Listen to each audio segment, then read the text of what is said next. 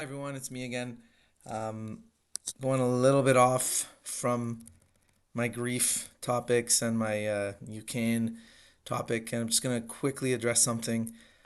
Um, Not in like a passing way because I don't think it's important, but in a passing way to an extent because it feels it feels a little secular, and by that I mean cyclical of in nature.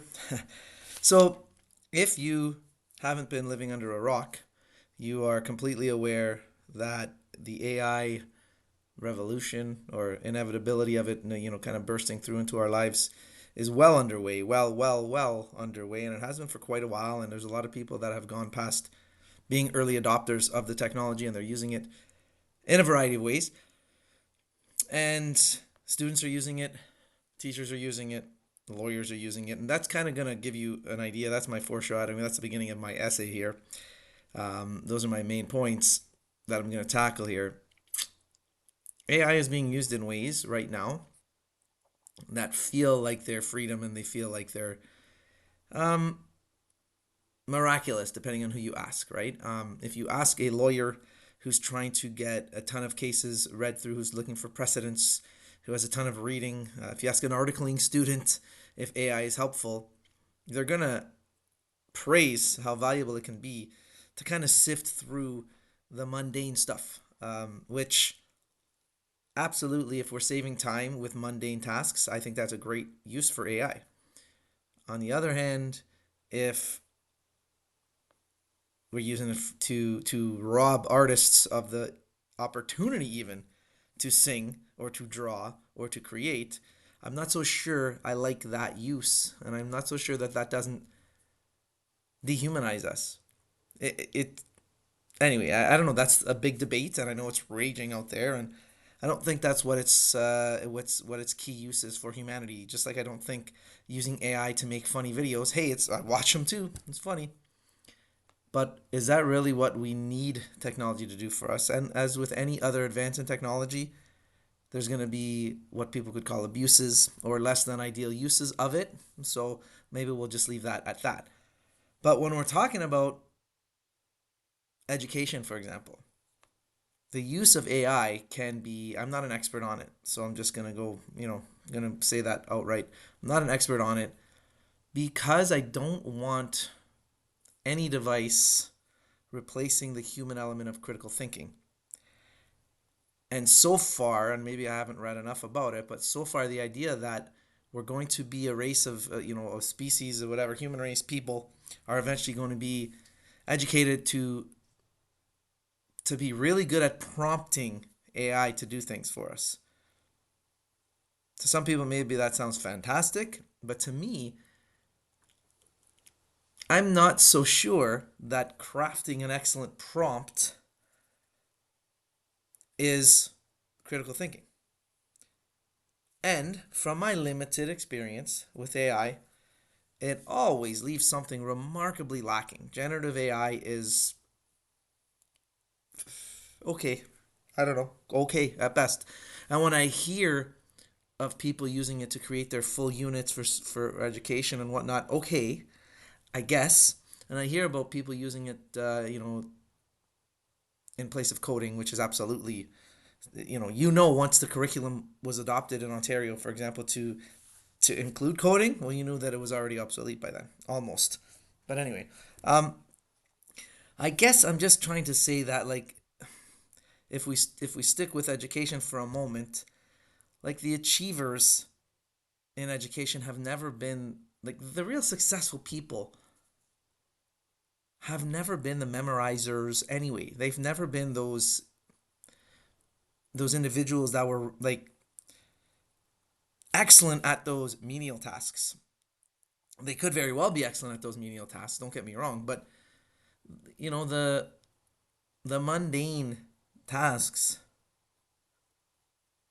belong to a certain threshold of person, of worker, of whatever. And then always the excellence is always from the person and people who can do the genuine synthesizing and the critical thinking and put the pieces together. Right? So there can be a leader, a CEO, an excellent CEO of a company, and she can be wonderful at understanding what The different people in accounting and marketing might be able to say, and I know there's a lot in between, but that CEO is able to take the messaging and the direction and create a vision, right? It's never been about the people that memorize and spitting out facts. Those are not the brilliant thinkers necessarily. And like I said, there could be an element of that.